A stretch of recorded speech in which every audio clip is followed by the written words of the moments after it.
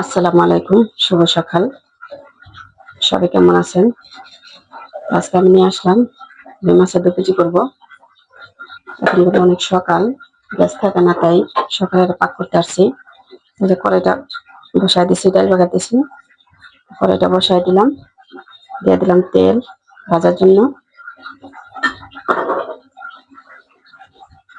তেলটা গরম হোক, আমি এই ফাঁকে হলুদ মরিচ মিলাই নিই মাছে। তেলটা গরম হয়ে গেছে, একটু লবণ দিয়ে দিলাম। আমার হলুদ আর লবণ কিন্তু মেলানো হয়ে গেছে। অনেকে বলতে পারেন যে শুধু রুই মাছ আর ইলিশ মাছে পাক দেখান আপনি। আসলে আমার ঘরে ইলিশ মাছ আর রুই মাছই খাওয়া হয়, আর অন্য কোনো মাছ কমই খাওয়া হয়, যেমন পাবদা মাছ,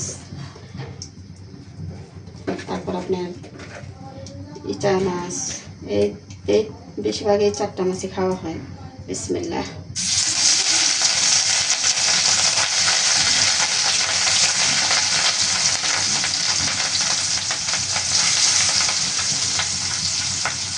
মাছটা ভাজা হোক, তারপরে দেখা পাবেন। মাছটা কিন্তু ভাজা হয়ে গেল।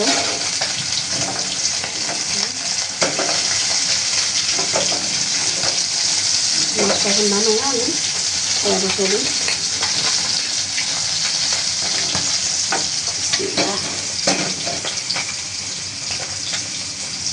ভোরবেলা উঠে রান্না করতে হয়, গ্যাস থাকে না। দিয়ে দিলাম তেল, পাতিলাতে বসাই দিলাম, দিয়ে দিলাম পেঁয়াজ,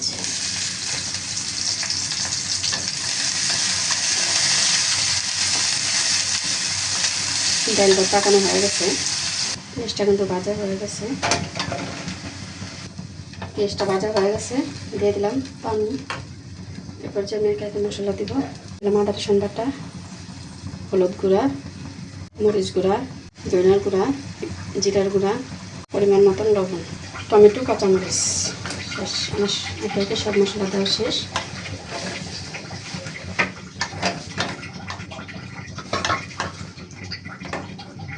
একটু ঢেকে দিই।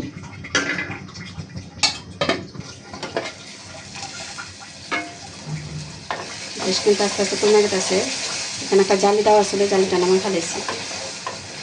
এই যে মশলাটা কিন্তু কষানো হয়ে গেছে, তেল উঠে গেছে। আর কষাবো না, না কষাই পানি দিয়ে দিই।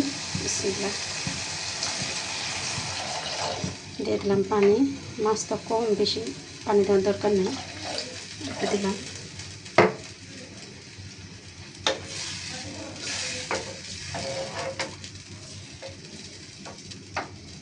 মাছটা দিয়ে আমি একদম ঢেকে দিলাম।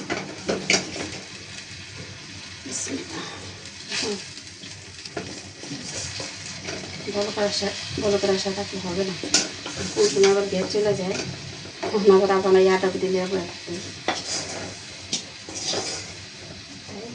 দিয়ে দিলাম। দিয়ে ঢেকে দিলে মাছ হয়ে যাব, তরকারি হয়ে যাবে। ঢেকে দিই, বলক আসুক। তরকারিটা কিন্তু বলক এসে পড়ছে।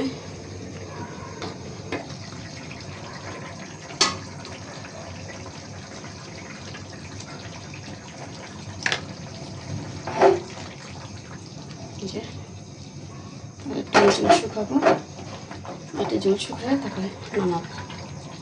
তারপরে জল শুকাও, একটু ঢেকে দিই। তরকারিটা কিন্তু আমার হয়ে গেছে, দেখি।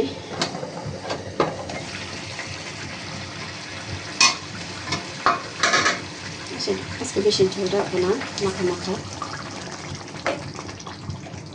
আজকে কিন্তু আমি ধনিয়া পাতা বানানো আছে, ধনিয়া পাতা নাই। আজকে দেওয়া হবে জিরার গুঁড়া, কাঁচা জিরার গুঁড়া। কাঁচা জিরা গুঁড়া দিয়ে দিলাম।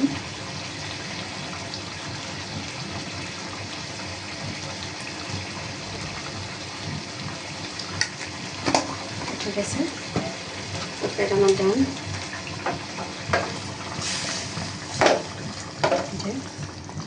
কালারটাকে সেই সুন্দর হয়েছে, দেখছেন? আজকের জন্য রান্নাবান্না শেষ। এই যে আমার মাছ রান্না হয়ে গেছে।